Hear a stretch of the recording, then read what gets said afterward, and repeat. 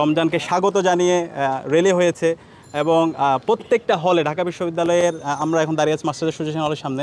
এভাবে এখানে যতগুলো হল আছে, ছেলেদের হল এবং মেয়েদের হল, প্রত্যেকটা হল নতুনভাবে সজ্জিত করা হয়েছে এবং এই যে চমৎকারভাবে যে সাজানো হয়েছে, এটা কিন্তু আমাদের মুসলমানদের একটা অন্যতম একটা কালচার।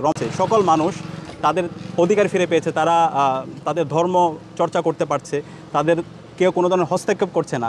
এবং পবিত্র রমজান মাস উপলক্ষে আমরা আমাদের ঢাকা বিশ্ববিদ্যালয় ক্যাম্পাসে আমরা দেখতে পাচ্ছি গত যেদিন রমজানের প্রথম দিন, রমজানকে স্বাগত জানিয়ে রেলি হয়েছে এবং প্রত্যেকটা হলে ঢাকা বিশ্ববিদ্যালয়ের আমরা এখন দাঁড়িয়ে আছি মাস্টার্স অ্যাসোসিয়েশন হলের সামনে।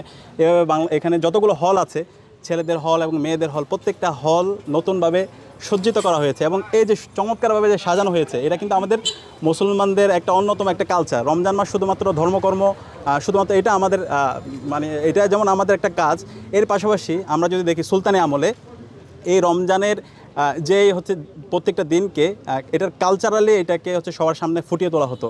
তো এই যে ইসলামের যে সমৃদ্ধ কালচার, সেই কালচারগুলো আমরা গত 16 বছরে চর্চা করতে পারিনি, কিন্তু এবছর আমরা নতুন বাংলাদেশে আমরা চেষ্টা করছি। সাধারণ শিক্ষার্থীরা নিজ উদ্যোগে এই ধরনের উদ্যোগগুলো নিচ্ছে।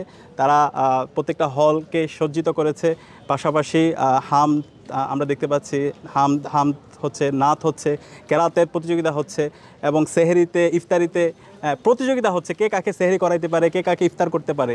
এই যে ভালো কাজের প্রতিযোগিতা হওয়া, সেটা আমরা দেখতে পাচ্ছি এবং সব মিলিয়ে নতুন একটা কালচারাল আমরা শিফটিং দেখতে পাচ্ছি। বিগত সময়ে একখানে আওয়ামী লীগ তারা এক ধরনের জাহেলিয়াত সম্পূর্ণ একটা অন্ধকারাচ্ছন্ন তারা হচ্ছে একটা কালচার তারা তৈরি করেছিল।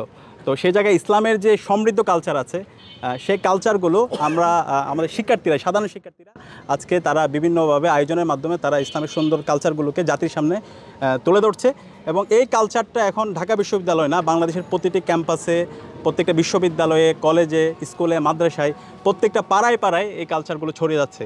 তো আমরা আশা করব এই ধরনের এই কালচারগুলো ইনশাআল্লাহ ভবিষ্যতে আরও গোছানোভাবে আয়োজন হবে ইনশাআল্লাহ এবং এই জায়গায় আপামর ছাত্র জনতা তারা সংযুক্ত হবে। ধন্যবাদ।